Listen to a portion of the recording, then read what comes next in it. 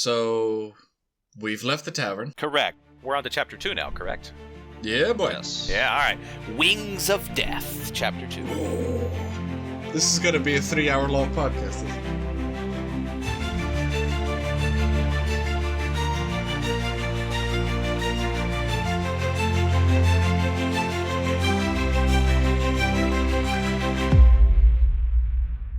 So they're like riding down the road to Suthod, and Electric Avenue. and Alice is like asking Sonja like who she is, and so she gives like a very brief history of herself, but it's not an entirely accurate one because she doesn't want to think about her origin story because it's gruesome. And so she Every time you say Alice, I picture Alice Cooper in my head. Just riding same, a horse. same. Literally was thinking about the same thing. Also, What's the wizard's specialty? Poison. There's we probably should add another content warning to this podcast aside from the usual, because this will mention sexual violence more than once, and so for anyone who may be uncomfortable. The entire saga mentions it like once every couple chapters whenever her origin pops up. So yeah. So it is going to come up repeatedly. So if anyone's uncomfortable with that, you be warned. Yeah, it's a fair disclaimer. So her brief, not entirely accurate story she tells Alice is that her father was a soldier who became a farmer, taught her brothers how to fight. She paid attention to those lessons, even though she wasn't really allowed to, and she taught herself how to fight. Then Alice is like, "Oh, hey, what about your brothers? Because are they as good a fighter as you are?" And then she's like, "They're dead." And he's like, "Oh." Yeah. Oh, my bad, fam. I didn't mean to. Saws. Yeah, and then the conversation is over at that point. Just fucking crickets. Whoopsie. And so then she changes the convo and is like, "Oh, hey, what about you?" And he's like, my life's boring. I was born and raised in Suthod. I was on patrol whenever Azeroth obliterated the city. I don't know, man. That's my whole life. Yeah. Alice basically just So anyway, about these dead brothers. Tell me more about the corpses in your life. Yeah, and so he ends up describing how Azeroth actually takes the city. He attacks the city with an army of ghosts that slew most of the army defending it, and they went straight through the defenses. The ghosts just went through the walls. So yeah, we have a great strong barricade and stuff, and then the ghosts just phase through. Well, shit, we can't stop ghosts with walls. The ghosts just no-clipped. This is for all of you old gamers out there. Yeah, boy. And so then Sonja goes, "Nah, they probably weren't ghosts. It was just illusions, and the men were ensorcelled to fight and slay each other," which kind of harkens back to that magic conversation we had an hour ago. Last week. Strap in. This is going to be a long one. Yeah. And we are at chapter 2. I say again, we are at chapter 2. Yes. And so she discusses her knowledge of sorcery with Alice, because she's like, "Yeah, I've fought sorcerers before, and I've talked to these different wise people and the subjects of magic and blah blah blah." And so she thinks that the army actually killed each other, which is possible. But then there are some people that are also dead without even any wounds on them too. So it just, it's again... That was probably COVID. Oh, you're right. It was the Black Plague. Yeah, there you go. Which one? Yes. The Hyborian Age one that we don't know about. The Hyborian Black Plague. It was a Hyborian COVID. Yeah. I would be surprised if there wasn't at least one plague mentioned in Howard's books. Probably. Yeah, doesn't spring to mind immediately. There had to have been at least localized plagues that had taken out cities. Has to. I mean, I think it's the Dark Ages. Plagues were every other week. A damn a dozen. It is actually the Hyborian Age. Listen, it was the Dark Hyborian Ages. Wow. Tell us how you really feel. Oh, goddamn. Once again, to quote Sonja, get fucked. Yeah. God, the greatest line. It's just, Sonja has skills in one-liner. Oh yeah. She's more of a one-liner kind of person than Conan, in my opinion. Yes, because she's a comic book just character. Grunts. Yeah.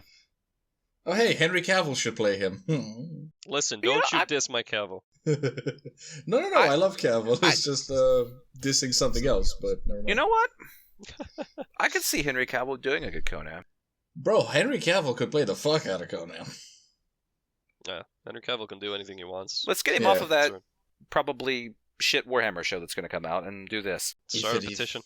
If it even ever happens, but let's not talk about that. Yeah, true. Yeah. We'll get on another tangent. Yep. So anyway, they can't travel all the way to Suthod. They have to camp during the night and blah blah blah. And so Sam goes up to her fire to drink with her, and she's like, "Yo, we cannot have a thing here because I took a vow." And he's like, "Oh, okay, whatever. I think that's pretty interesting, and it's reasonable given your fierce independence." So he's like a respectable mercenary in the Hyborian Age, which are like 1 in a million. Yeah, Sam just... And both of them are in the same army right now? Yeah. Both of them are in the same army, yeah. But there's probably 2 million people in the world, right? Yeah. 1 in a million, and both of them are here. But again, we love Sam. We love him. Yeah. Yeah, he's a great guy. And so then Sonja kind of stares into the fire, and then she has kind of flashback type things about her father. And so we get a little bit more of a lore drop about him. He was a retired mercenary soldier who lost his left leg in his last campaign, had to have a wooden peg leg attached to it. We find out that her brothers were younger than her, and that her normal life came to an abrupt end before she was 20 harvests old. Listen, her father's Captain Hook, and she's Wendy, and her brothers were the Lost Boys. Hey! Yes. Yeah. This is canon. This is now canon. Mm-hmm. Now, I will tell you here that based on Wait, my hold own... on. Does that make Conan Peter Pan? Sure. Sure. Yeah. Yeah, I think so, actually. I'm here for this gritty reboot. Oh, man. A dark and gritty Hyborian Age reboot of Peter Pan. I dig it. Oh, God. That would be so terrible I'd watch it. I know. Yep. Same level as every other Sword and Sorcery movie. Probably better. Minus the one. Yeah, minus Conan. Minus the one. Okay. Let's keep going. Anyway. But now, by my own math that I've done with my Hyborian Age research, is Sonja was probably about 16 whenever she... her life came to an abrupt end, we'll say, because it's not mentioned yet. Because she's about 20 whenever she meets Conan in the comics. So her father's name is mentioned for the first time as being Ivor. Mm-hmm.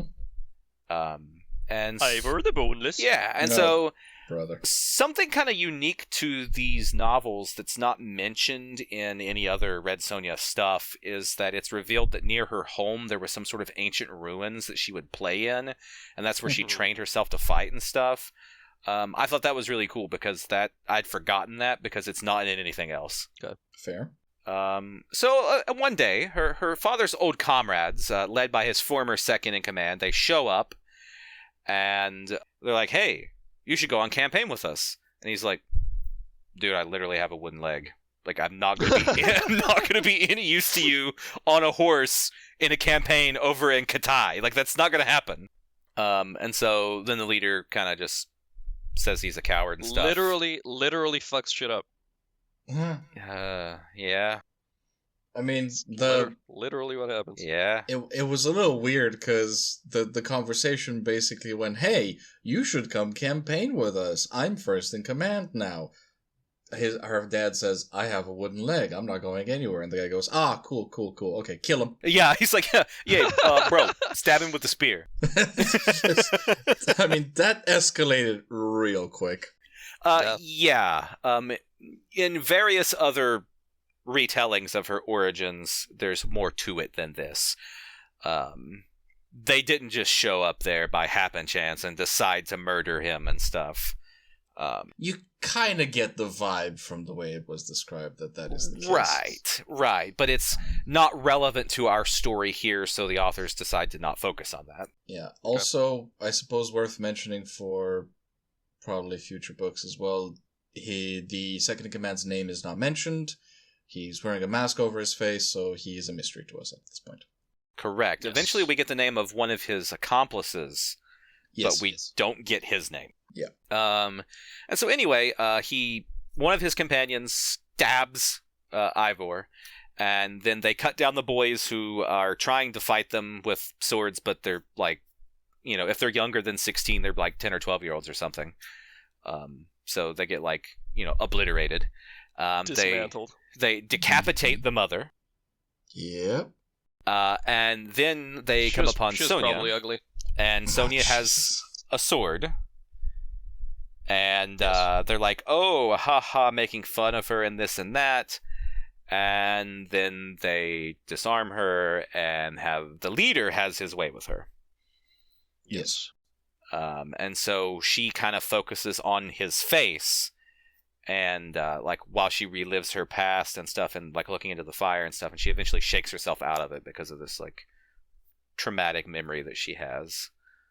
And then we don't learn anything else about it because then we go back to present day. Yes.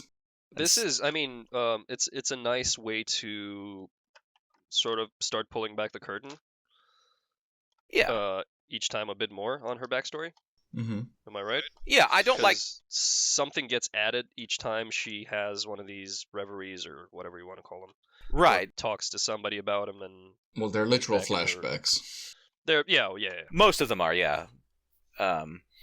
Yeah. But it gives you something, and then it doesn't just outright say what happened. It keeps building on the concept or event, I guess. Unlike certain other novels written by an unnamed person. Unlike other novels and people's D&D characters who at the drop of a hat will give you their full dark and tragic backstory. Entire fucking backstory. Yes. Yeah, yes. No shade. Actually, lots of it. But I will say that on principle, I am against flashbacks, but the drip feed method of backstory is something I am hugely in favor of. Yeah, these don't really distract from the main narrative because there's not like 16 pages of this stuff. It's like a paragraph of a flashback memory she has, and then it's like, okay, we're back to the present day now because Sonja snaps herself out of it because she's like, I can't think about that crap. Yeah, I mean, it's also the girl clearly has PTSD. Yes. Oh, because this is not the first time. She may even have shell shock, which is how I will ever always call it. Yeah, well okay, because you're from Viet-Thong? Yes. But yeah, because this isn't the first time that she blanks out and goes to a far-off place. And I'm pretty sure she canonically has a 1,000-mile stare on most of the time. Yeah, I would think so. Mm-hmm. And so the next day, they arrive at Lord Olin's encampment of 3,000 soldiers. And Sonja kind of comments on that being like, it's kind of a small army, but Suthod's a small city. But then later on, we learned that Suthod's like a city of like 100,000 people initially. 200,000 even. 200,000? Yeah, okay, wow. I'm like, I don't think that's a small city. Nope. But, well... Especially not in the Hyborian age. Yeah, no. It's like a 10th of the population right there. Yeah. The TV tropes page would say, fantasy and sci-fi writers do not understand numbers. Yeah, that's fair. That's very fair. But we're introduced to Lord Olin, and I immediately cringe. Ooh, why do you immediately cringe? Okay. Because it's clear from the first line of the first paragraph where this guy is introduced that this is our love interest, quote-unquote. Oh, you mean how Lord Olin and Sonja meet and hit it off, seeing each other as equals and both finding each other attractive, is what my notes say? That's a generous interpretation, yes. My interpretation is that compared to literally everyone else in this book, except maybe Alice, he is described as, handsome and lists off a bunch of other positive qualities to him, and their eyes meet and all of that nonsense. And we'll talk more about this, but He's Not a a fan. man. He has eyes. But He's a man. I like what they do with this here, though, is because Sonja is then surprised at herself that she can actually have feelings for a man after her experience as a youth. Yeah, no, that is fair. That is fair. I mean, she, in terms of her origin, something like this should have come up, right? Something like what exactly? What do you mean? In terms of her vow, the vow of not. Have we not talked about that yet? We did talk about the vow, but we're not sure why you're Yeah, bringing it up. I don't know what you're going, where your train of thought is with this. Yeah. My train of thought is, okay, her vow is, I will never be with a man unless he bests me in combat, so we expect that there will be such a man to pop up in the book. So eventually, yeah, so other than the fact that, the intro is very transparent and telegraphed, I guess, the intro of him, like, it's clear that this is the guy. That.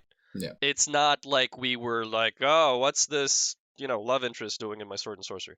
Okay. Yes, just to be clear, I am not opposed to the concept of Sonja having romantic interests. Not at all. It's just the way that it's introduced. Okay. Too heavy-handed. Yes. That's fair.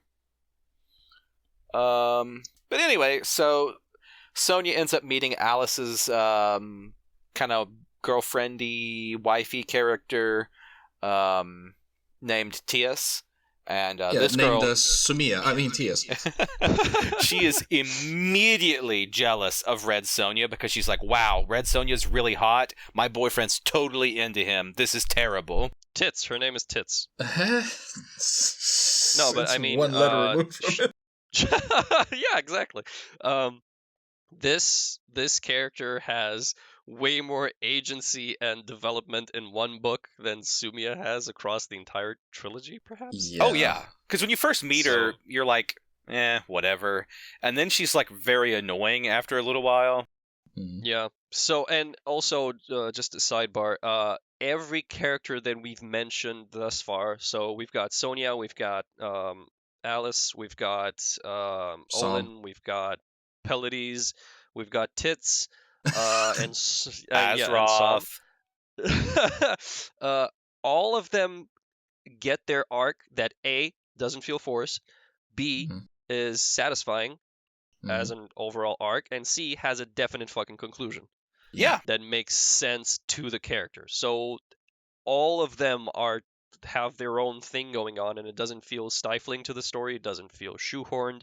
It just makes sense. Every named character is actually an important character needs to be there. Exactly. They're not cardboard cutouts of characters that happen to be there for plot. Mm-hmm.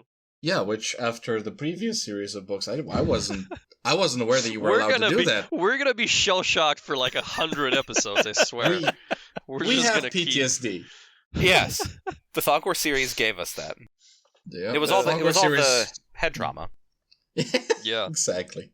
The Lynn Carter Award of concussive reads.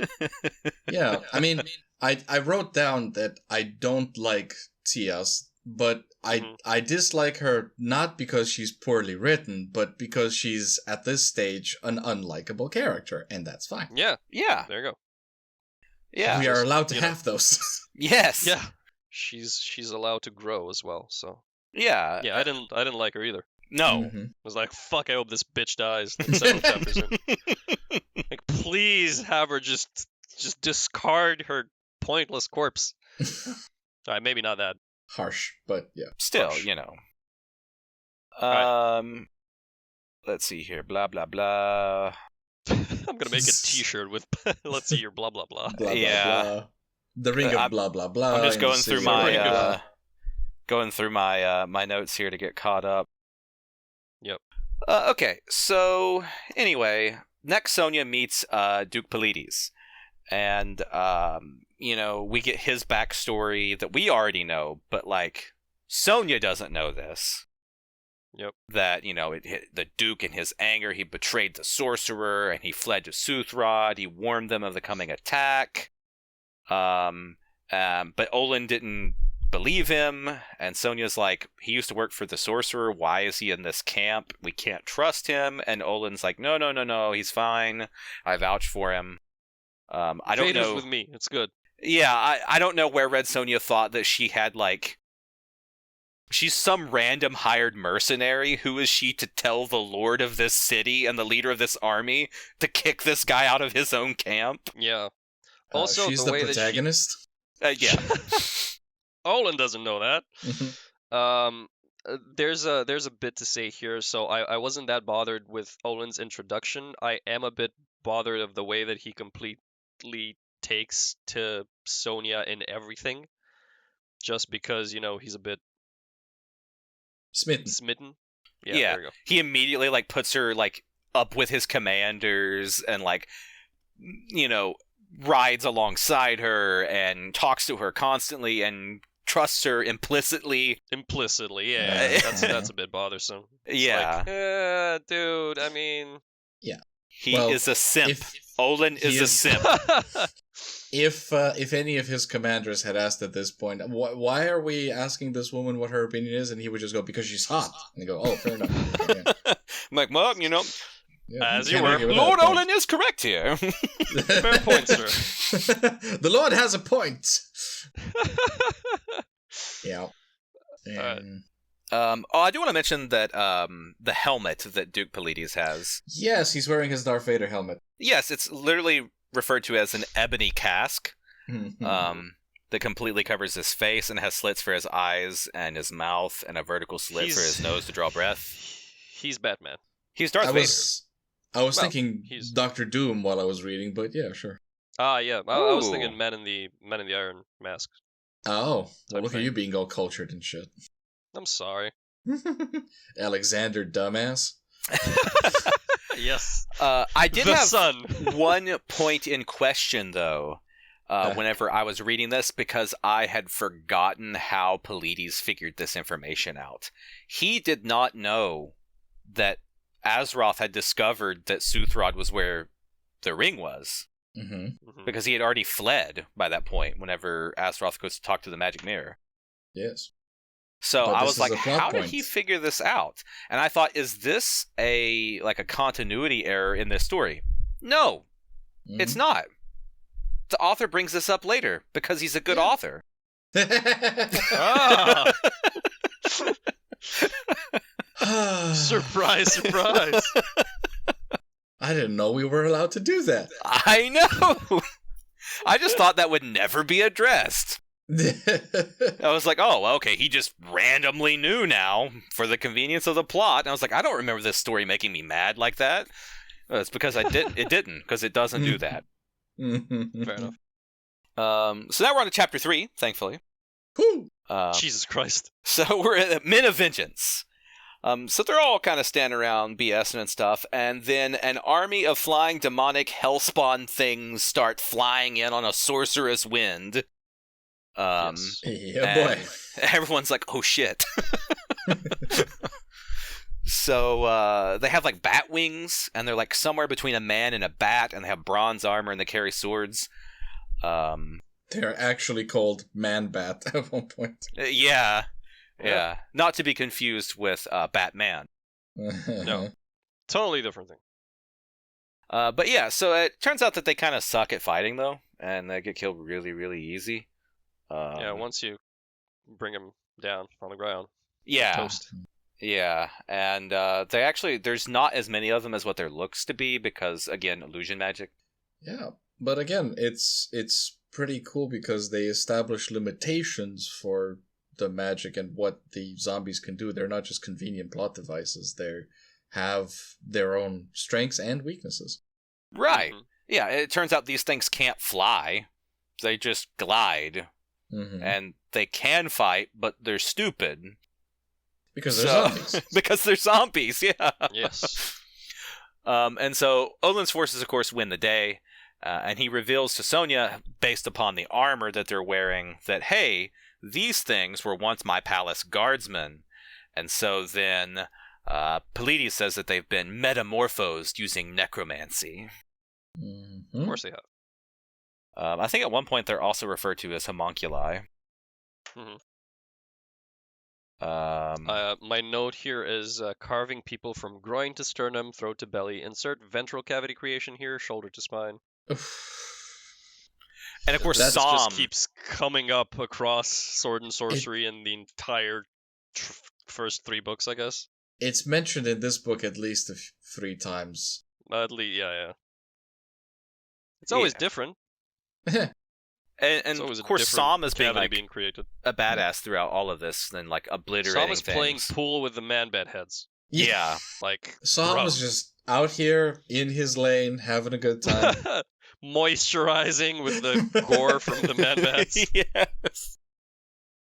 Dude is having a blast. However, because of this, some of the mercenaries are like freaked the hell out.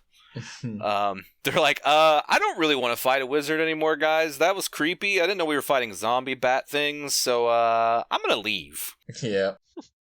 They literally told you in the tavern. I don't. Nobody believes the recruitment posters. It could have been a different. Yeah, we don't know what groups. More mercenaries showed up after Alice showed up with Sonja and her group, like more. Yes. To the thing. Yeah, so potentially some of them from that tavern. Not Som, because Som is a solid dude. No. Yes. Some of them. And so about 500 of them leave after they try and force Olin to pay them, and he's like, dude, I will literally kill all of you. I have an entire army. Like, nah. Get booked. Yeah. And so he actually does kill one of them. Yeah, later on, yeah. Later on, yeah. And so Sonja at one point notices that there's some campfires in the distance that aren't part of the army, but nobody really seems to care. They really don't understand this whole army business, do they? These people suck at their jobs. They really do. I think maybe this is why, headcanon here, this is why Olin trusts Sonja, is because he realizes this chick should probably be leading this army because these other guys have no idea what they're talking about.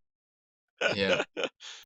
My headcanon is that all of his competent commanders and soldiers were killed in the initial battle because... Were man-batted? Yes. Yeah, well, no, before, when, what's his name, Azeroth took the city, because these people, they have no security in camp, they don't have scouts, they don't know what the fuck they're doing. They're constantly being surprised by everything. They don't know shit. You're right, they don't have scouts or anything. They're a terrible army. Yes. Huh. They're just marching. Yeah. We out here marching. Wide. Never mind, just march. Yeah. They're on Instagram. It's like, out here with the boys, #marching. I'm gonna take a page out of watching cartoons with my kid. Their Colonel Hathie's Dawn Patrol in the Jungle Book. Oh, that flew right over me. Oh, we march from here to there, and it doesn't matter where. With the military air, like that's literally done. Yeah, no, that makes sense. Yeah. I think it's mentioned that there's like about 1,000 of the people in this army are actual soldiers of Suthod. Everyone else is just dead. There. Yeah. And then you have mercenaries. Everyone else is just there. Yeah. Everyone else is just there. And so then we move. Well, at the campfires thing, like Tias and Pelides like come up there, and there's like an Alice. And they have like a little quarrel between each other, and then kind of things go away. So then the next chapter we're in Suthod. That's the name of the chapter. Mm-hmm. Mm-hmm. And so they finally show up at the city, and then on the way there. Okay, my bad. They don't show up at the city yet, but on the way there, Sonja has another flashback to the time that she was raped, and one of the men in the party is named Horvath, and he's the one who sets the house afire. And she escapes the flames, collapses in the ruins nearby that she used to train at, and then in a deviation from the comics, a blue goddess comes down from the heavens and makes her vow to only sleep with a man if he bests her in fair combat, and in turn she'll become one of the best sword fighters ever. In the comics, blue eyes, blue goddess. Yeah, in the comics it's a red goddess, but whatever. Red and green are complementary colors. Mm-hmm. And in the movie, it's a blue goddess too, though. Okay. But yeah, she accepts this, and then after she does this, she's like, "Alrighty." Yeah. There's a straggler of the raiders comes back up because he's like, the boss had fun, but I want to have fun. And he's like, trying to rape her again, and she kills him with her father's sword that magically appears in her hand. Yeah, there's a bit of there's a bit of plot convenience in this vision. A little bit. But, a little bit. yeah, no, that it's said that she doesn't remember if she took it from the house or what happened, right? I think Right, that's the yeah.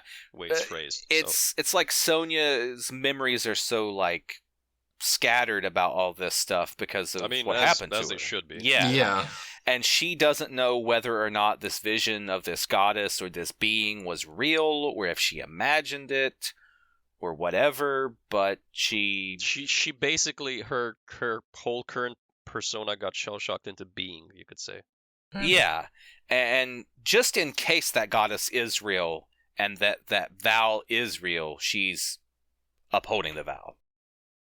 I did like that it was ambiguous enough deliberately so that you could just interpret it as she's always been this good a sword fighter, but now she's just awakened. Well, created this fantasy of the vision inside her head to sort of try and deal with the trauma. And yeah. So, yeah. Fair enough. I appreciated that.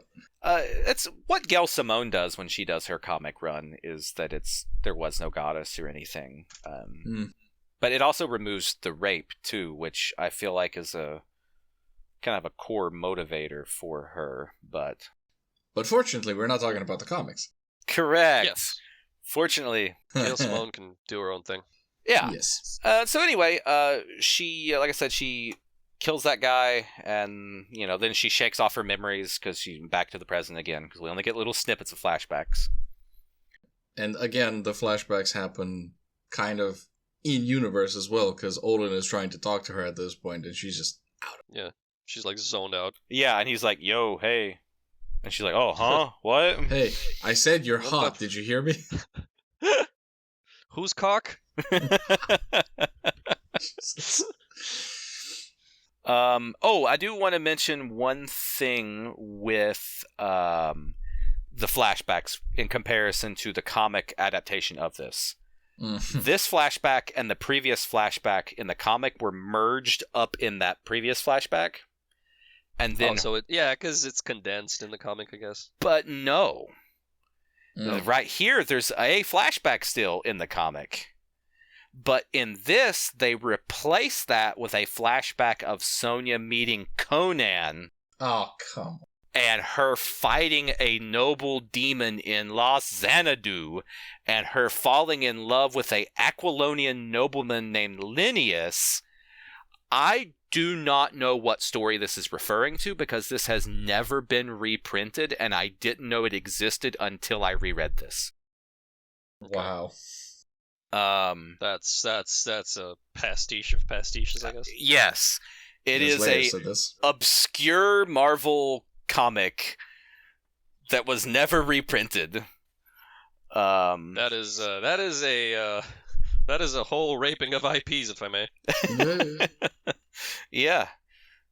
So anyway, they put that in there. Handle that plot line. Yeah. So anyway, they arrive at the city, and they're like, "Oh man, we're gonna have to fight an entire army of frickin' ghosts, and this is gonna suck." And they get there, and there's literally no enemy forces. The city is just... Hey, surprise! The city is just destroyed. There are 100,000 or more corpses here, all over the place. It stinks. There's shell-shocked survivors that are just kind of walking around almost like zombies, but they're not. Yep. And Olin is what the hell happened to my city? Literally everybody and their mother are dead. Yeah. It was a pretty effective and creepy description. Like the one mention of the old woman who was clucking to invisible chickens pretending to feed them. Clearly everyone's gone mad. It was a good piece of set dressing, I thought. I kind of almost imagined that they based it on surviving the atomic bombs. And you just go into like Hiroshima or Nagasaki and you just see these ruins. They're just completely obliterated cities, and just like the handful of people that somehow didn't get instantly killed by it. Yeah, or I suppose any bombed city in war. That's true, yeah, but I don't know. From in my brain, it went back to the atom bombs because it feels so bad. Yeah, I can see why you'd think that. I mean, the level of Azeroth's magic is essentially nuclear. Yeah, and this wasn't just like a little Hyborian Age town. There were 200,000 people in this city or something. Clearly, yeah. Obliterated, essentially. Yeah, yeah. There's only like a handful of buildings that aren't completely destroyed, and so the Olin and them know that the mercenaries are restless now because they're wanting to fight someone, and there's no one to fight, and they want to loot stuff. So they're like, okay, let's let the mercenaries loot the buildings that are already heavily damaged, but let's keep them out of the ones that aren't completely destroyed. Which is a fair sensible. Yeah. I thought that was a good. I don't know. Like a previous author would not have thought of such thing. Listen, he understands the ins and outs of war, does Olin. Yes. Yeah, He's trying to minimize damage. Yeah, we see. We're not just told that Olin is a competent leader. We are shown. Yeah. Right. He knows what he's doing. Although we also get you can tell there's great strain upon him because he has this like kind of a hissy fit when he figures out that Azeroth isn't there. Yeah. And you can tell that like he is so like distraught over the destruction of his people and his city, and he wants vengeance on this wizard, and he doesn't know what to do. Yes, but again, it's done effectively, and it's a character arc for Olin rather than just some minor plot. Right. Yep. And of course, Pallades the whole time is always like, Azeroth still has to be near here. He has to be near here. He wouldn't just give up. And also, there's the entire book has this building sense of dread. Mm-hmm. So worse and worse things happen, So it starts off pretty normal in the tavern, and then they go meet up with Olin, and then they go and there's the man-bat attack, and then they hit town, and it just keeps spiraling into worse and worse and worse and worse and worse things, and you feel for them, like you feel along with this ragtag bunch of survivors of this whole thing. Yeah, especially like as the forces army going forward. They get whittled down as it goes along, and you're like, man, this is like a heck of a campaign. Yeah. And it's done very well, and the pacing is actually very good. Yeah. And I did want to mention that Olin is throwing this hissy fit, as you said, about Azeroth not being there, and Pallades is telling him that no, he has to be here. He wants the ring. It is precious to him. Yeah. He doesn't actually say that in the book, but one does draw parallels. Oh yes. When Sonja is in here, in the comic they mention like King Strabonius of Koth. He's the Emperor of Koth, so that kind of establishes timeline. And then it also when she's looking around the ruined buildings and stuff, she thinks about how it reminds her of the siege of Makalet in the comics. That was the only time she has seen destruction on like the same level. But then we're into the next chapter. Yoo! We're flying through them now. Hello. This is Legions from Hell, Chapter 5. Yeah. We should probably try and speed this up a little bit, honestly. Yeah, that's... trying. Don't look at the time. Do not look at the time. Yeah, no. So... resisting the urge. In this one, this chapter, it starts off, and Sonja notices this kind of sus-looking guy wearing, like, gray robes. He's got glowing yellow eyes. They're not golden. They're glowing. They're yellow. Yeah. But still. And she, brings him to Olin after kind of arguing with him a bit, and he's like, why should I listen to you? And she's like, I have a sword. And he's like, haha, yeah, whatever. He's like, I guess I'll go with you to humor you, but like that doesn't scare me. again, Sonja really does have a way with one-liners. The scene was just flawless with the guy going, "Why should I listen to you? I have a sword." Yeah. You can insert that Christopher Walken meme here. I got a gun, so I'll shoot you. I don't care. But that's not right. That's tough. That's literally what happens. It's pretty much, yeah. Sopis, which is the guy's name, is now canonically played by Christopher Walken.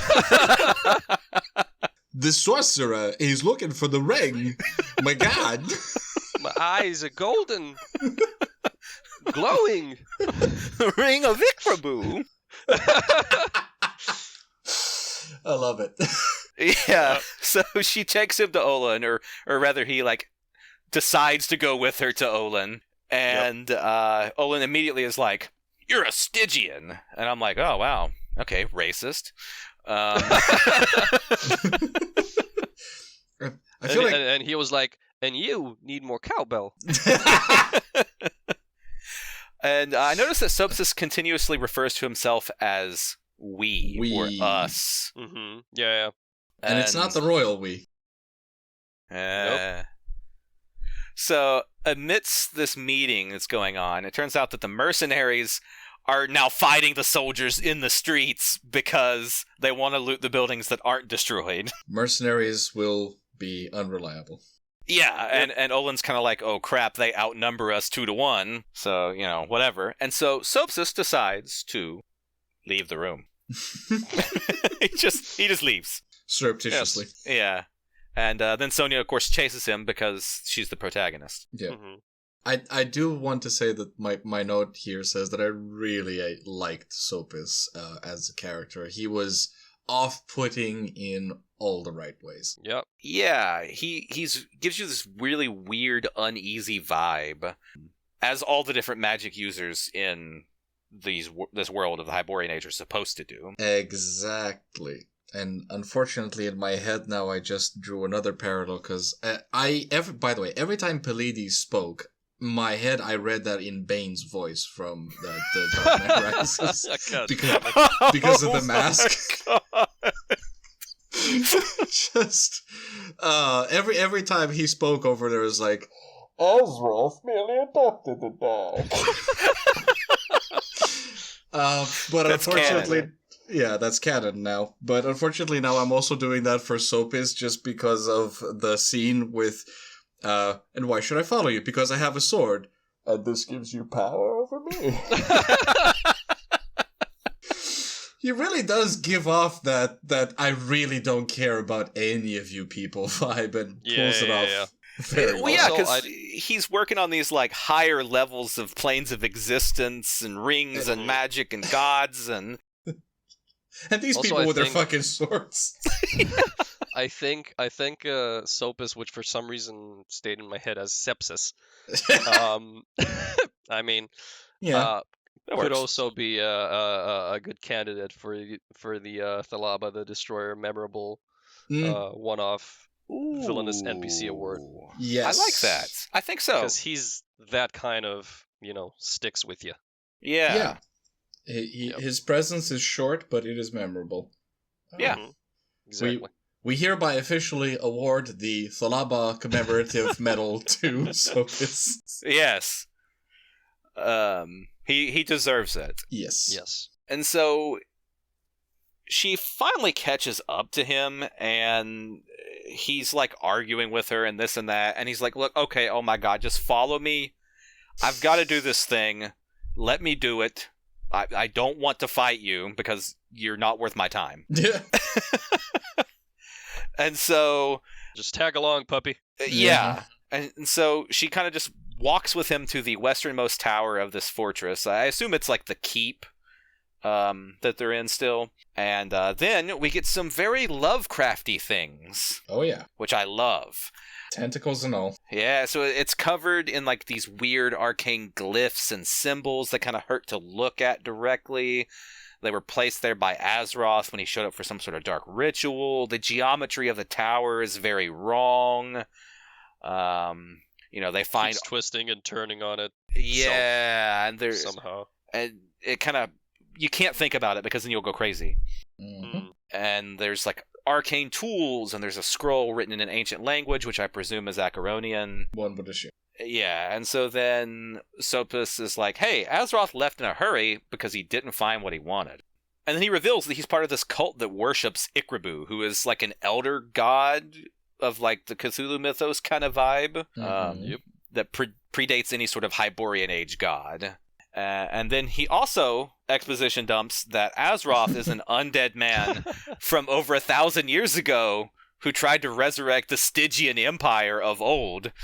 Yes. Fucking Stygians. Yeah, it's always their fault. And then he dramatically reveals that he has in his possession the Crown of Nagash. I mean, the Hand of Vecna. I mean, the Ring of Sauron. I mean, the Ring of Ikribu.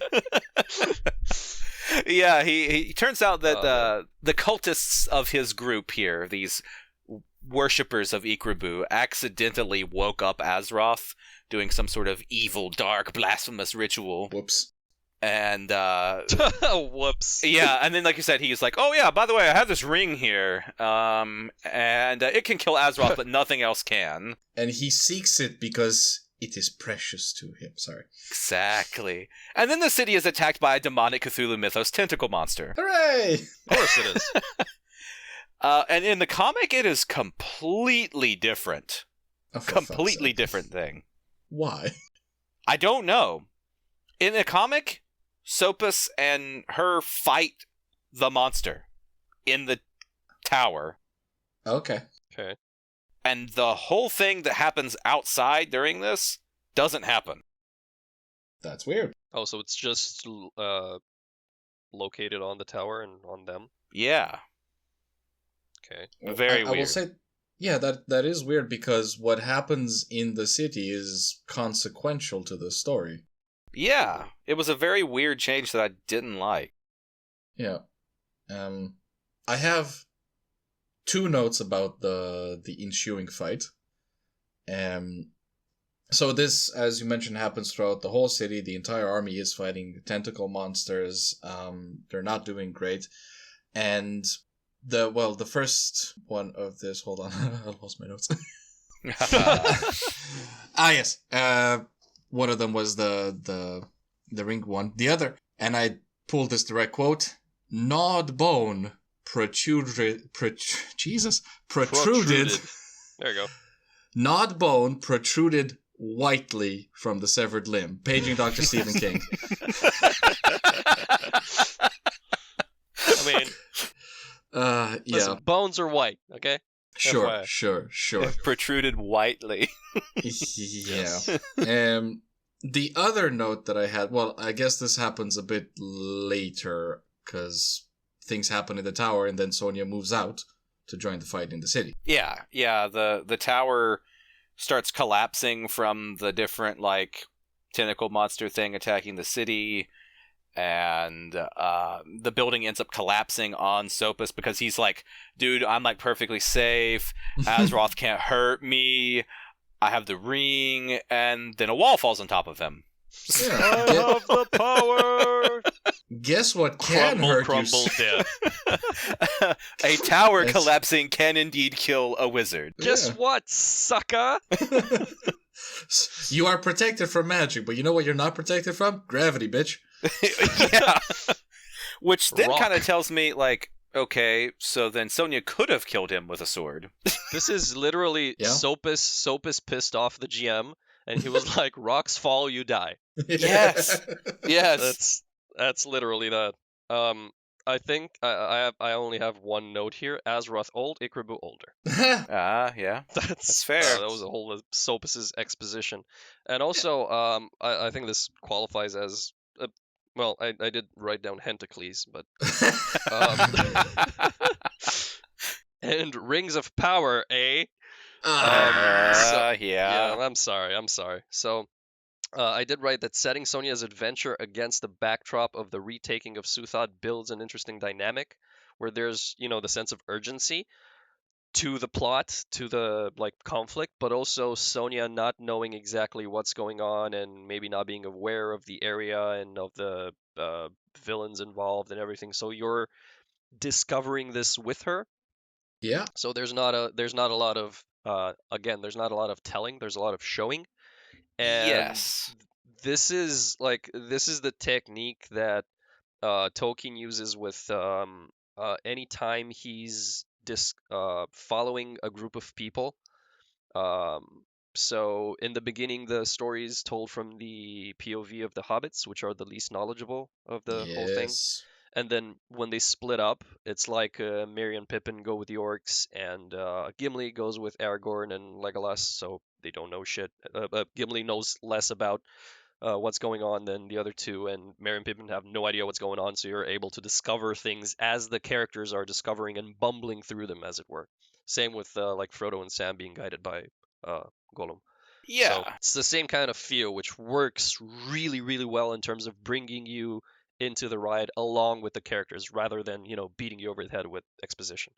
Yeah, it's called effective storytelling. Yes, it is. Yeah. Han Solo. He is kind of the everyman character in Star Wars. Mm-hmm. He doesn't believe in the Force. He doesn't believe in all this nonsense. He doesn't know what's going on. He's just here for his money, and he's just a guy, and he's just sucked up into this giant plot that he doesn't know anything about. Fair enough. And so, yeah, it's a very good way to tell a story, because unlike another sword and sorcery character that we have previously mentioned, who just happens to know everything. We are never going to escape those fucking books. Nope. No. But anyway, so Sonja notices that the ring is on dude's hand, and so she takes it and puts it in her belt pouch, because she's like, you know what? Maybe this could be useful. If this guy said it could defeat Azeroth, we should probably have it. Isn't there a name for this thing that she's doing? Isn't it desecrating corpses or some shit? Hadn't been invented yet in this age. Okay. It belongs in a museum. Well, what she was doing actually was digging through the rubble to try and save Sokas. Yeah, fair enough. And she tries to pull him out of it, and then his freaking hand rips off. Yeah. Man. And so she just gingerly takes the ring off and goes away with it. Yeah. Throws the rest of the hand away. Yeah. I mean, it is essentially looting a body, but, that's kind of what soldiers do. And also, it's a magical fucking ring. Yeah, fair enough. I mean, you're playing D&D. You're not just going to leave the magic item laying there. You're going to take it. You loot the body. Yeah. What do I find? Rusty coins. Shit. I loot the other skeleton. What do I find? Brother, you're not going to like this. So this is where my other note comes in, because then Sonja rushes outside, joins the fray. We get to experience it through her eyes. As you said, this looks really cool. It reads well. And she gets into the fight, and she goes unconscious fighting one of these monsters. And my note says, by Mitra, there are consequences. Before she actually goes out Hmm. there to fight the thing, though, she sees Tias, who's just sitting there in this fit of madness, and she pimp slaps her and tells her to get it together. Come now, just like a woman to freeze in the midst of battle. And then she goes out and does all the cool fighting. That's Yes. right. I forgot that she pimp slaps Tias on the way. And at this moment, Red Sonja is all of us. Yes. Because She carries the soul of all of us, is slapping so the annoying. bitch out of Tia. Yeah. But yeah, so Olin ends up saving her whenever she's passed out from the tentacle monster attacking her. Thankfully, we don't know what happens. Put the hentai away. Put it away. Put the hentai back in the closet. Yeah, so... it puts the lotion on, or else it gets the tentacle. Oh no! I do want to mention that this scene was written in such a way that I didn't even actually think of hentai until now. Wow. Okay. Because That it was my wasn't. first. Anytime I hear tentacles, okay. Yeah. Yeah. I've never been a hentai aficionado, but I love it as a meme. Right. Okay, that makes sense. We have been conditioned by the memes to this. Yes. But what I mean to say is that whereas hentai is explicitly sexual, this was not described in any kind of alluring way. It was just... it was just horrid. Yeah. She's going to die. She is falling unconscious. Oh no.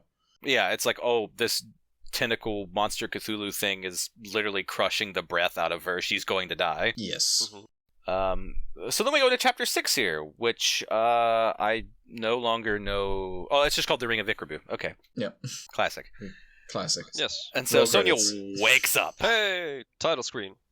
And then it's like, oh yeah, we killed the monster. And it's like, oh, huh, there's no more fighting? It's a very The End of the Hobbit. A little bit. A little bit. But you do at least get some more description of the battle in this story. There were 5 armies. Trust me, bro. Yeah. I can never figure out what the 5 armies were. Nobody can. It's always the 5th army that escapes me. I think it's the Eagles. Nobody cares. It doesn't matter. But anyway, so then they're like, hey, where was like Duke Pelides at? And it's like, oh, he was like kind of just roaming over there. Like, wasn't he fighting? Nah, he was like searching buildings or something. And they're like, let's go find this guy. What the heck is he doing? He's a bit sus. Yeah, so then it turns out he's inside this ancient abandoned temple that was the one for the Ikribu cult. And then Pelides lore drops why Azeroth attacked the city. And, he can't find the ring. He's like, where is it? I need the ring. It is precious to me. Sorry. Yes. And so then they have an argument, and then they return to the palace to discuss what to do next. And I believe, is this the part where he finds out that Sopas was in the city and Sonja met him? Yeah. Yeah. Yeah, because then he immediately suspects that Sonja has the ring. Mm-hmm. And Sonja's like, I don't know what you're talking about, dude. They're like, Sopas is dead. He got, like, crushed. His hand fell off. Trust me. Yeah. And there was nothing on his finger. What do you mean? Finger? What finger? I have no idea. Yeah. His fingers had fallen off prior to his hand falling off. And so then they go back to the palace, and they're like, what are we going to do? Where is Azeroth? And the mercs are like, dude, we want to leave. Because, again, the rest of the mercs now, want to leave. They're like, dude, there's not a fight to be had. A bunch of guys got killed by weird, zombie bat things. We had to fight your soldiers. Then we had to fight a giant tentacle monster. We're done. We're done. Like I said, it keeps getting worse. Yeah. The mercenaries dropped the classic action movie line, I didn't sign up for this shit. Yes. I'm getting too old for this shit. And Olin's like, you know what? These guys actually have fought a bunch. They've done their duty. Okay, fine. Let's go get them their gold, and then blah, blah, blah. But then Hedlar comes up. He's a mercenary officer, and he's like, yo, Olin, let's split the gold 50-50 between the mercs and the soldiers. Let's all leave this place, go do our own things, because clearly this place cannot be rebuilt. Azeroth is gone. There's nothing more to be done. Which is a sensible suggestion. If you think about it, yeah. It's not the most evil thing that anyone has suggested in the book up to this point, but the dude is major creep vibes. Yeah, it's not really evil, it's just dishonorable. Yes, which it's our a boy... very merc thing to do. It's a very mercenary thing. I mean, that's kind of what the word mercenary is being used to describe these days, but Olin is having none of it. Oh yeah, he gets mad and he splits the dude's head in half. Yep. Yes. That's what you get. Yeah, and the other mercenaries are like, oh no. They're like, yeah, we'll take our gold. Yeah, we'll go. Bye. And then they have a dinner here with the corpse laying on the ground. Listen, they were hungry, okay? Well, they mention that they don't remove it because they just kind of act like it's not there because they're like, the king is kind of in this weird mood and they're frightened. Yeah, which kind of sets Olin down a pretty dark path. Mm-hmm. Yep. So, he kind of cracks at this point. Yeah. Yeah, but again, this is pretty well done because it's paced well and you believe that he is slowly going mad. Right, Yeah, because he's gone through a ton of shit by now. Yeah. Oh, yeah. And there's been like hints of this before. Like you had him yelling at the mercenaries in the encampment. Then you had him. Oh God, what did he do next? My brain just farted. I can smell it from here. He yelled at the mercenaries in camp. He fought man-bats, which were his former soldiers. Yeah, but I mean, like, specific, like, showing, like, his mental decline. Oh, the hissy fit that he throws when he gets to the city and Azeroth's not there. Yes. Oh, yeah. Yeah, so, and then this, it's like he's finally cracked. The king is cracked. What are we going to do? Well, march off into a swamp. Yeah, well... As you do. Well, as you do. What Sonja does, she goes to go take a bath. No, yeah. She's like, listen, I need to wash the hentai off of me. Yeah. Fine. Which is more sensible than, like, Conan in his stories. Oh, yeah, true. Dude never took a bath. No. Really, did he? No. Big burly man don't need no bath. And Sonja's like, look, I'm covered in gore and who knows what else. I'm just going to go take a bath. Tia shows up there. They have a little spat because she thinks that, like, she's trying to get with Alice and this and that. And I'm like, shut up, Tias. Shut up. I already slapped you once, bitch. You gonna get slapped again. Yeah, then Duke Pelides shows up and he's like, where is the ring? I know you have the ring. And Sonja's literally, dude, I'm trying to take a bath here. Could you please just... Yeah. And he's like, I could kill you right there. And she's like, nah, I'd kill you first. And he's like, you're not even armed. Not if I kill you first. And so then eventually he, like, storms off. But he does reveal how he learned of Azeroth's impending attack from Sopus. Which means there's not a continuity error. The author actually wrote a competent story. There we go. Again, I didn't know you were allowed to do that. Apparently you are in Sword and Sorcery. He can't do that. That's illegal. Shoot him or something. So, yeah. Sonja goes back, finds Olin. They discuss, like, the Elder Gods, the ring, they eat fruit. And oh, yeah, fruit. Oh, fuck. They kiss. Ugh. Dun, dun, dun. But she's like, no, I cannot be with you, and flees into the night. Uh-huh. As you do. Yeah. As you do. There's a nice bit of struggle for both of them during this on again, off again. Yeah. Relationship, non-relationship they're having. So yeah, they're it's an interesting dynamic. Mm-hmm. The comic, however, escalates it far more. Oh, for fuck's sake. In the comic, because it's a comic. Olin literally proposes to her in the throne room. No, fuck off. Damn. What? No, fuck off. Listen, he was cracked by this point, okay? Clearly. He was as concussed as Thongor.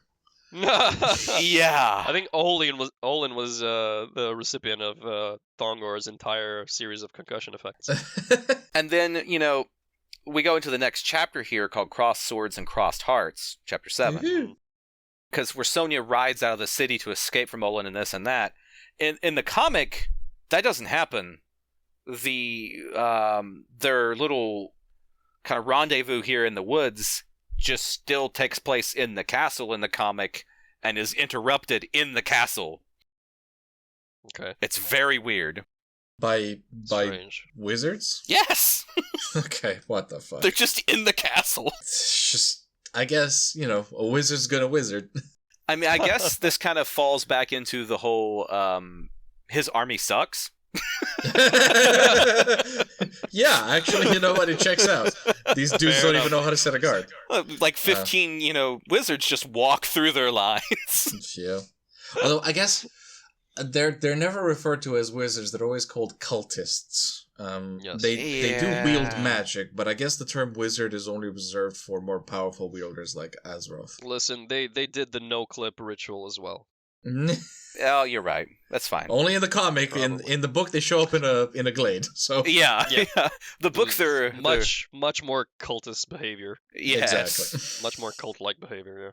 So yeah, she goes up to that little hill near the outskirts of the city, and she's like conflicted with her romantic desire and her vow. And then, so she kind of reflects on a time when she rode into the Numidian Darkwood Forest 5 years after the destruction of her family, to go like hunt down these dudes. Yes. And then that, for some fucking reason, Olin shows up. well, he shows up because he's like, "Oh, Sonja, I love you," blah blah. And, in a different universe, I'd propose to you. Yeah, But I'm not that far gone just yet. Doesn't really make sense. I believe this might actually be where a note I have comes in, and I do want to read this note to you because... At least the note comes, because Olin sure didn't. Oh, savage. Oh, savage. More savage than the Hyborian Age. But, no, because Look, I'm not opposed to having romantic subplots in a book. I get it. I get why. They're never good, which is why I don't like them. But, first of all, they've known each other for less than a week at this point. And 5 minutes. 5 minutes. Scale. Yeah, and they're immediately not only infatuated, but dude is about to propose. And Sonja is rejecting him, and he does not take it gracefully. And my note says that Olin goes through the 5 stages of becoming an incel. Stage 1. Stage 1, anger. He literally says, cannot. He mimicked her brutally. Stage 2, denial. Or do you think your armor hides your sex?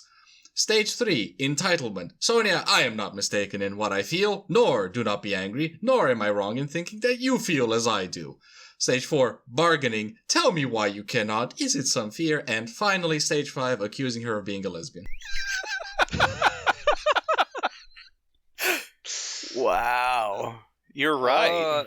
Did not have this on my bingo card for the day. No, but you're absolutely right. Yep, that's how it was actually written. Olin I mean, in his simp defense, and an incel. In his defense, unlike the incels online who say they will pull out their sword and while you were this, I was studying the sword and shit, he was actually studying the sword and he's a good swordsman. This is true. Yeah. So they do go at it following that whole sequence. And he actually, has a job. He rules the city. Yeah. He has a job. He doesn't just live in his mama's basement. Right. No. He's a respectable member of society. Yeah. He's a commander of a leader of people. People actually look up to him rather than what he thinks in his mind. Although, admittedly, the people that he's in charge of are canonically incompetent, so... Well, the ones that are left. Fair. The ones that are left, yeah. I will give this to Olin. He does have a lot of on his plate right now. He does. So, we can forgive him for his... indiscretion? Yeah, indiscretion. That's a good way to put it. But Olin's, there to talk to her, and she's like, hey, those campfires in the distance that I saw, a week ago, they're still there. Okay, moving on. No, it was more like, hey, those campfires, they're following us right now. And Olin is, I can't closer than they were last time. Yeah, they seem closer. She does actually say that. And Olin was like, I can't think, my dick is hard. Yes. And it's just moving on. Blood lacking in brain. And I'm like, Red blood Sonja in wrong is the head. only competent person in this book. Pretty fucking much. But because we really do need to speed through this a little bit, they get attacked by cultists, they kill the cultists, Yep. Pelides is a creep, they move on. He hadn't gotten it by now. Oh, he has a vision, too, that, him and Pelides and Sonja and Alice and them fight Azeroth in his fortress where they mostly die. That's right, he has a vision. And one thing that we shouldn't skip past, Pelides is a creep. But he has a moment of kindness. That's true. With Tias. And I really genuinely like this scene because he is wistfully looking in the distance. Tias is there being a bitch the way she is. Yep. And I love what he expressed her, because she actually confesses to him that, I think my boy Alice is actually falling for Sonja, but I love him. And Police just drops a wisdom bomb on her, like saying, love is like wings to a bird. You need both of them to work properly. And There you go. my mind was just instantly blown, because this guy, who had been nothing but villain coded up until this point, has this moment of humanity, and it doesn't feel forced. It feels real. His words are not cheesy, but actually good and well written, and he gives T.S. a dagger so that she can learn to defend herself. And When the time comes, yeah. When the time comes, which it will. And we have, or the authors have done two things in this one scene. Number one, you've humanized a potential antagonist, you've made him into a real character, and you also facilitate T.S.'s own character arc. Mm-hmm. Yeah.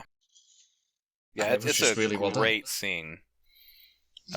Two birds, one dagger. Yep. Hey. And again, I can't help but draw a parallel to Darth Vader here, of the humanity that he has whenever him and Luke talk on Endor before they go up to the Death Star. Yes. That same vibe. Remnants of humanity, yeah. Yes, T.S. confesses to Pleiades, I am an orphan, someone killed my father, and Pleiades says, no, I am your father. Sorry, I promise I'll stop. For you, it was the greatest moment of your life. For me, it was Tuesday. Yeah, so... Pleiades M. Bison confirmed. So then, yeah, they... The next chapter starts with Sonja and Olin's fight being interrupted by those, cultists, and they kill them all. And then they go to the city, and like you said, that was with T.S. and Pleiades, and blah, blah, blah. We're into now... They're traveling towards the swamp. Yeah, they go through the fetid swamp, because Bad Guy Castle and fetid swamp. Yes, and yes. Tia starts losing her mind while going through the swamp, because again, they're at their lowest here, and they start taking damage from the environment, of all things. Yeah.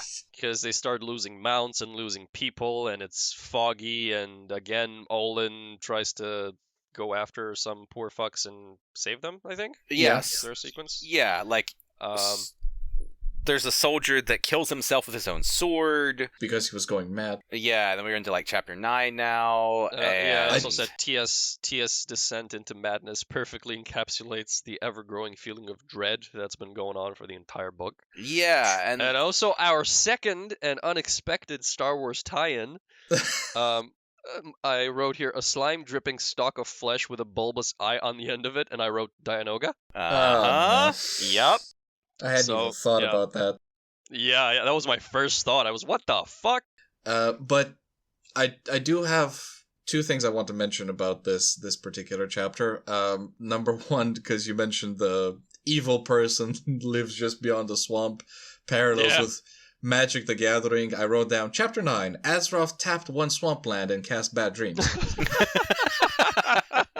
Which is basically what happened, but... We're joking about it and giving it shit, but it was remarkably well written, good atmosphere. It was creepy as all hell, and also it ties into that kind of, for lack of a better term, Lovecraftian feel about it is in your head, and your psychology is what prevents it. And then Olin tries to pep talk people out of losing their shit, and some of all people.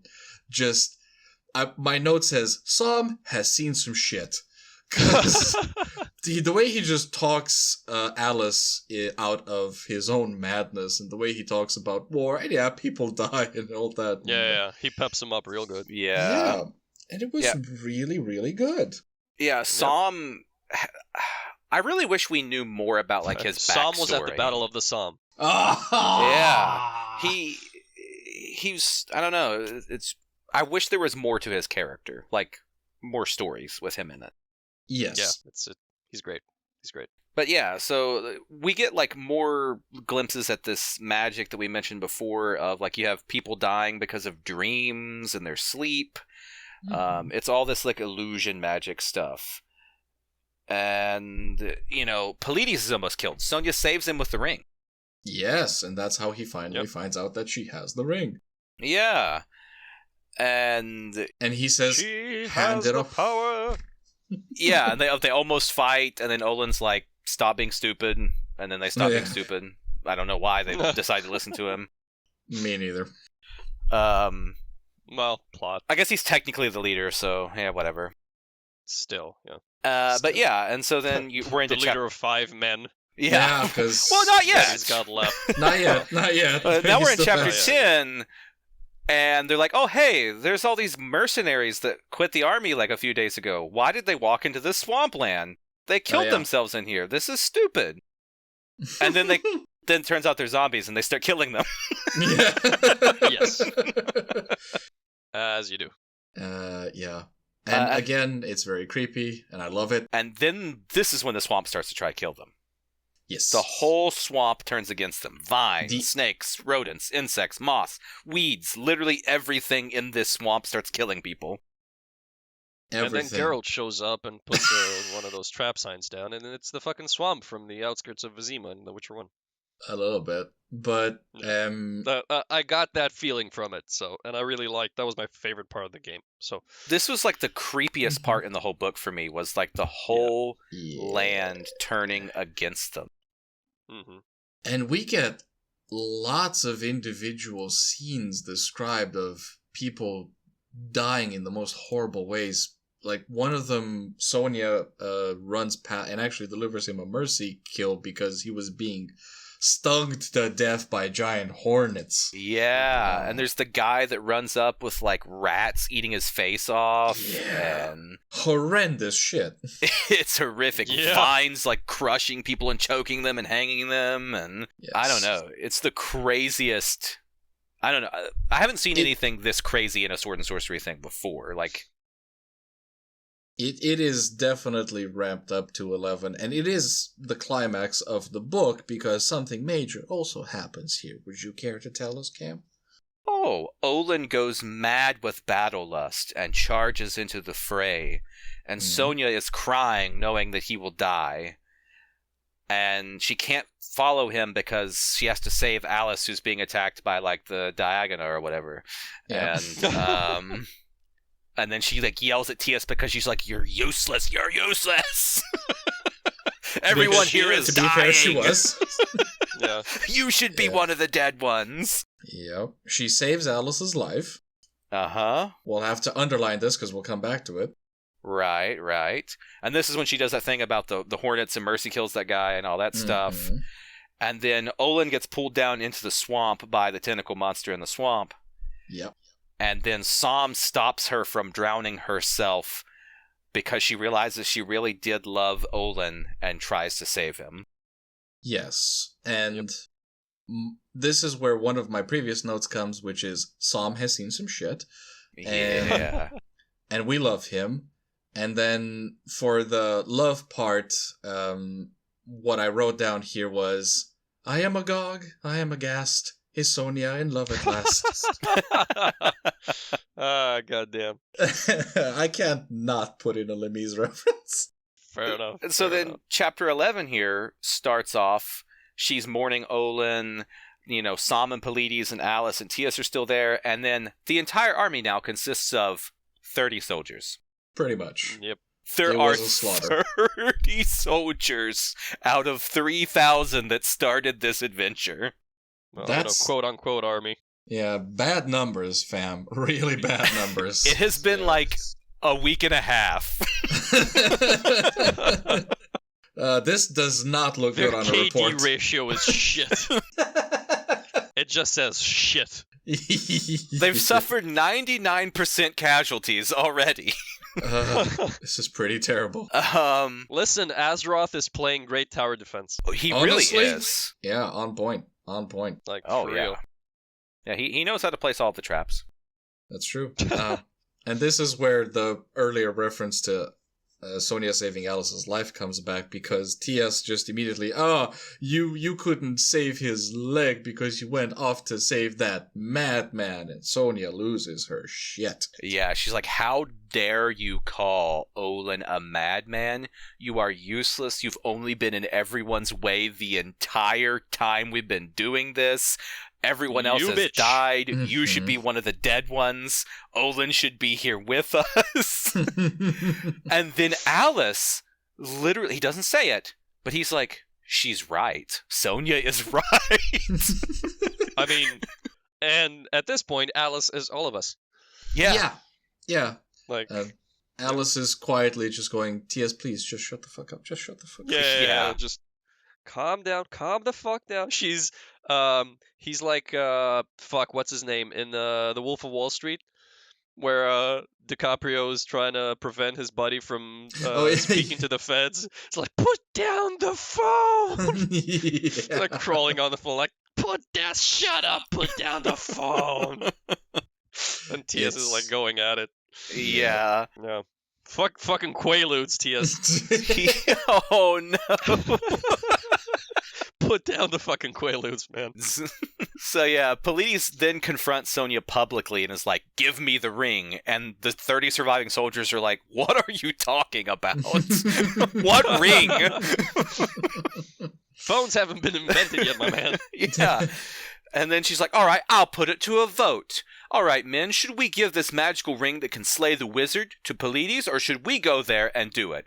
And they're like, no, just let's go home. Give it to Polides. Who cares? And Sonja gracefully takes the L.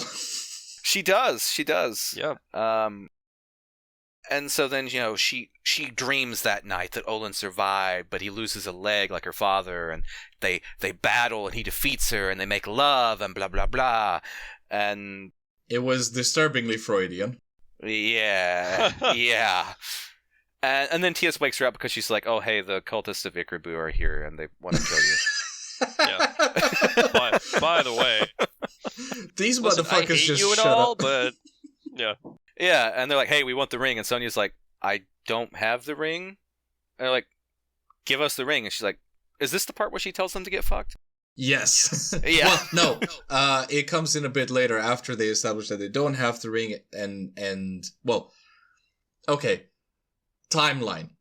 They say, give us the ring. She says, we don't have the ring. They say, you're lying. One of the soldiers loses his shit and they start to fight and they start killing each other. Cause yes. They lose a few more people. Now out of 30, there's only like 20 of them left. Yep. And the cultists, and this is interesting, they're not full-on cackling Disney villain mode. They just go, listen, we don't want to kill all of you, for fuck's sake, just give us the ring. And Sonja's like, for fuck's sake, what I was trying to say is, we don't have it. This other dude said it was precious to him, left with the ring, and he's going to Azeroth.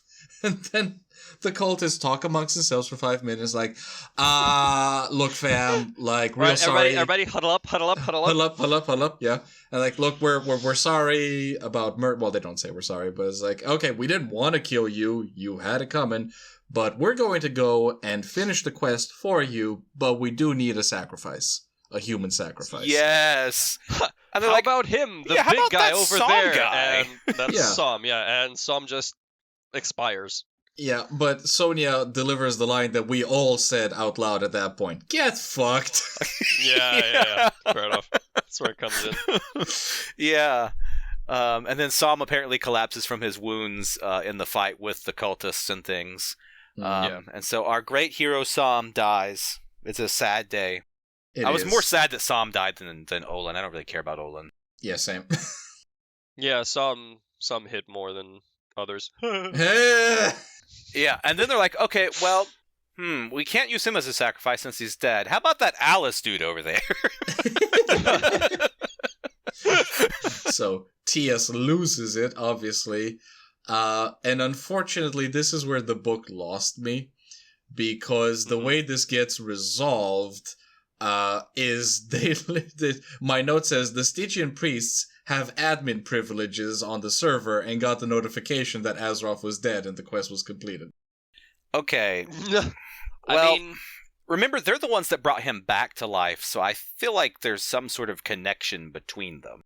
I yeah, they're don't kind of in tuned. I don't dispute that fact. What bothers me is how this plot got resolved. Our hero did nothing. It just, oh yeah, bad guy's dead now. Oh well, we're good. And I didn't like that. That is fair. I'm not against that because I don't feel like she should have been the one to necessarily take him down. She had enough of a hand in getting them that far, so she was fighting towards that. She was struggling. She was, putting her effort in. I'm not opposed to somebody else taking him down because of power levels, I guess. Yeah. Does that make sense? To be fair, without her, they wouldn't have the ring to give to police to go kill him. Yeah. Yeah. But she should have at least been there. I do True, think but, that the final confrontation should have been like Olin's vision. Mm. That would have been better, yeah. Yeah, because this really, really just went off like a wet fart. All right. In There's my estimation. this is, I mean, the same thing kind of happens for the following two books in that she's not necessarily the main force, not the main force. She doesn't necessarily deal the killing blow, but she has enough of a hand in getting the plot there that it makes sense. And, again, she's still only human. It's like the Indiana Jones effect. Mm-hmm. Raiders of the Lost Ark can't happen without Indy, but Indy doesn't actually do a whole lot. Yeah, but Indy is there for the face melting, and he is directly responsible for it to an extent. Well, him and the German chick. Fair enough. But he contributes to it. But again, Sonja does the same thing. She is without her, they wouldn't have the ring. It's just that it happens off screen, I guess, is the bothersome thing. But yeah, exactly. Yeah, we should have at least gotten the fight. It happening off screen, I believe, keeps the mystique of Azeroth whole for the entire book. That's true. Yeah. So it goes with the whole heard not seen theme. Mm-hmm. The whole illusion magic, the whole hands-off approach. So, it's interesting, it's different. And she does get a more of a featuring role in future books, that's for sure. But that's good. Yeah. But again, greater things happen around her all the time, and her conflicts are limited to what makes sense to her. Mm-hmm. So, yeah, she knows that she is not in the same realm as these like magic wielders. Like she can defeat magic with a sword, but there are some things that you can't do that with.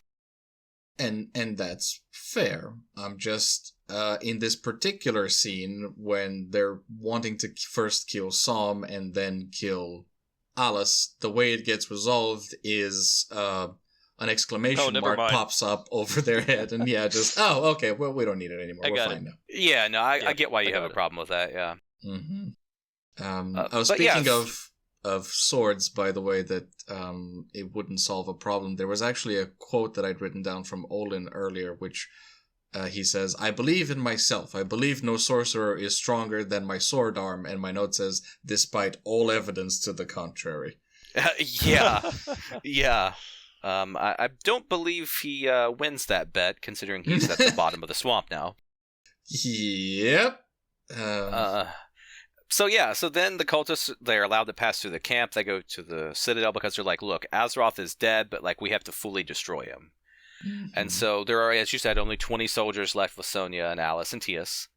And so they're like, well, we're going to go ahead and finish this quest out because it's like, troopers, we are going to have to get through this swamp. It's easier to go out this end of the swamp than to walk all the way back through the swamp. Yeah. And so then at this point, I began counting down how many soldiers were left. So a soldier and his horse and all the spare horses slide off the edge of a cliff and die. 19 soldiers left. They must dismount as the horses cannot climb anymore. 2 more men fall off the cliff in a dangerous climb. 17 men left. Another man falls off. 16 men. 12 acolytes are left. The acolytes are like, leave us alone. And they won't. So like, okay, well then you have to follow our every move when we go into this fortress to avoid the spells and traps and things. Another acolyte dies to a trapdoor full of green poisonous smoke. There's 11 of them. A soldier is killed by living incense smoke, burning him alive. 15 soldiers left. Then we're into chapter 13, Dead Yet Alive. Yes. Which goes with more Lovecraftian things that they go into a strange chamber of weird geometry. I kind of hate that they don't describe his fortress very well, but that's because they're describing all of the weird traps that they have to go through. You can't see the real fortress, it's just illusions. But I feel like the outside should have at least been described more. A little bit, yeah. I do feel like probably, and it sort of gets hinted at the end, that the fortress was just a normal looking fortress, but because of the magic, it was blown out of all proportion. Yeah, all heebie-jeebies. And yeah. While it was a bit rushed at this point, I still felt like the vibes were on point. Oh, yeah. It was creepy as all fuck. Yeah. Oh, yeah.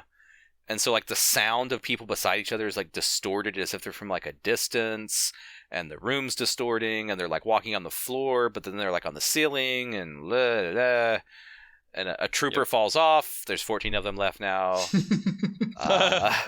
Tias is almost sucked into a portal, but they're able to save her. I don't know why they bothered. Which is literally what one of the Stygians said. Yes. And at that point, the Stygian was all of us. Yes. So they finally escape the portal room. They find a staircase to the inner chamber. And then it turns out there's an invisible monster guarding the stairs that only the Stygians can see with their magic, and they fight it. They dispel it. Yes. And then they get to the door of the inner chamber.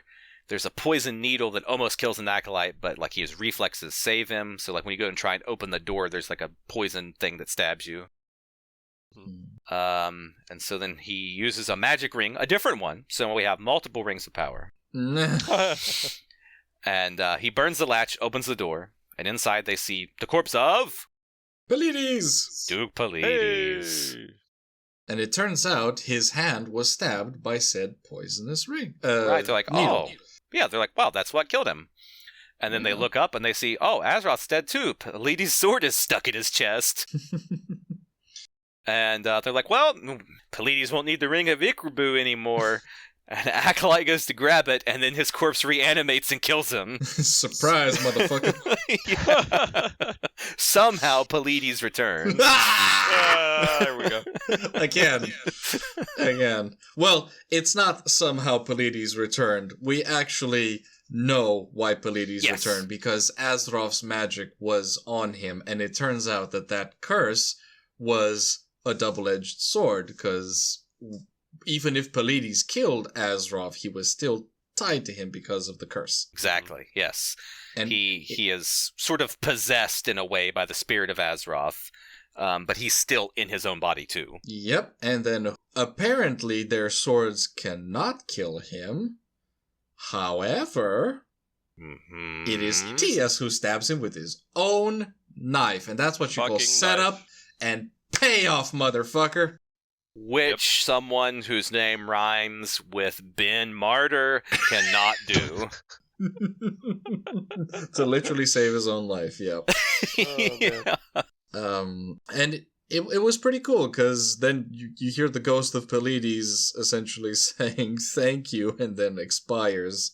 And you have a moment of character growth the conclusion of Tias's character growth arc. The conclusion of Pelides' character. Yeah. Pelides is now like, he's redeemed himself. Yes. Yeah, and it's a callback to the earlier scene of his kindness. It's well done, is what I'm saying. Yeah. Again, all threads are tied up neatly. Yep. By the end, I feel. It feels, again, very much to harken back to Star Wars, Darth Vader's death scene. He's saved the day. Yeah. He was saved by his, in this case, not his son, but, his friend, and, his spirit can rest easy. Yeah, it's redemption. Yeah, and so then they can take the ring off of his corpse because he's actually dead. For real this time. No take backsies. For real. And so then it's this battle of the wills between the sorcerer and the cultists, which is really cool. And the Sonja realizes that there is nothing here that she can do. She's just standing there, and she's like, this is a battle of magic. It is beyond my ability. And these acolytes start getting just, like, obliterated by the magic of Azeroth. Yeah. Left and right. A few of them die. Yeah. In increasingly horrible ways. Yes, like, one gets thrown out a window, one gets caught on fire, you know, whatever. There's only 7 left finally in the ritual, and they finally defeat him. And he explodes, he turns to dust except for his skull, which Sonja then cleaves into bits with her sword. Her contribution to it. Yeah. My sword to the cause. Yeah. And then my axe one of the... and my sword. And one of the cultists basically sprays some holy water on the ashes. Or I guess rather unholy water, since they work for an elder god. Well, I mean... They should have fucking taken a piss on his ashes. Yeah, they're like, alright, you see this liquid here that we just poured on it? Now his he can never come back to Earth because he's been completely destroyed. I will say, apropos of Costin's comment over if Som had been alive, he would have pissed on the corpse. He would have pissed on a corpse, fair enough. Oh, yeah. Fair enough. Yes, he would have. And he would have also cleaved his skull with his swords. Correct. Yes, as he was pissing on it. Yes. But the wizard has been banished. And so then Sonja says, "Cast the ring into the fire." I did write down that the Stygian priests do actually say, "We cannot. This ring is indestructible." And I said, "I don't know. Have you tried chucking it into a volcano?" Yeah. I have a comment that I think goes into this entire sequence somewhere with the way the the fortress is set up, and it's a quote with something added at the end. It's never had a mad artist painted a vision of gruesome delirium. Never had a fanatic poet captured the cadence of frenzied apocalypse. Never had a syphilitic musician wailed cacophony of final doom. Never had a steel-thewed barbarian suffered the after effects of a concussion. Well done, sir. I applaud you. So, yeah. I'll also note that they refer to his area where the wizard's at, his inner room, as the Sanctum Sanctorum, which is like, Doctor Doom, not Doctor Doom, but Doctor Strange in Marvel. Yeah. Doctor Strange, yeah. It does. Sanctum Sanctorum does literally translate as holiest of holies. So yeah, which is a religious thing. Now, religion and magic kind of go hand in hand in this universe. Yep. And see, in the comic, Som actually does fight in the castle. Fuck me, really? Yeah. Pallades kills him in the comic. Ha! Makes me hate Pallades even more. Yeah. So either way, canonically, he's dead. But yes, fair enough. But yeah, the acolytes are like, we can't destroy the ring. We're just gonna go hide it, and we have to appease the elder gods so that way mankind doesn't get obliterated. And Sonja's like, one day, hopefully, mankind will have the courage and strength to kill the elder gods instead of just appeasing them. Yeah, I like that. I liked the back and forth between them. I liked that the Stygians weren't just cardboard cutout cartoon villains. They had their own philosophy. Yeah. Different colored druids and different colored robes. Yeah. Yes. Yeah. Their robes in the comic are purple, by the way, rather than gray. Fuck me. Looks better on the page, I guess. Yeah. Probably. It's a good back and forth, like you say, between them, because it kind of gets you into the mindset of, like, with the Cthulhu mythos, why would these cultists ever worship an elder god? That just seems like the dumbest thing you could ever do. Why would you want to get mixed up with weird Cthulhu magic stuff that drive people mad? And it's like, well, we're here to save the world. Yeah. That too. Probably both. A little bit of column A. Yeah. And so they all decide to go their own way. The cultists go back to Stygia, Alice and Tias, and most of the 14 troopers that are left, by the way, decide to go to Messantia, to Tias's uncle. And then they look at Pelides, and his face is returned to normal, handsome as he must have been before the wizard cursed him. The end. That bit I liked because, again, it calls back to the way that the magic was described, and the whole time in my head I knew that the curse on Pelides was all in his head. His face wasn't actually disfigured, but everyone bought into the mystique, and even Sonja, because at one point Pelides literally has a mask off moment. And reveals, quote unquote, his face to Sonja, but she never looks at it. She never actually sees it. Trick of the light and something. Exactly. At that point, it's contre-jour. And it reflects her own fears and things back into her. Exactly. And that's why I fucking loved the magic in this. It's not fireballs flying left, right, and all nonsense like that, but it's mostly in your head combined with some laws of nature defying monsters and summonings, but it's creepy, it's really effective, and it tells a good story. Yeah. And I love that it ends on that that hopeful note of Sonja thinks that one day we can go defeat the Elder Gods. Yeah. Alice and Tias and the troopers, they're going to go off and start a new life. Pelides was, in fact, not actually cursed, really. He was fine. He met a peaceful end. His soul is free. It's a very... Well, it wasn't exactly peaceful. He still died, stabbed, and then resurrected as a zombie, and then stabbed again. Peaceful compared to being dragged underwater by the Daanoga. True enough. Yeah. True enough. For a sword and sorcery story, it's very notable, in my opinion, that it ends on a hopeful note, because... to me, most sword and sorcery stuff, it's it doesn't deal with the hope aspect of things.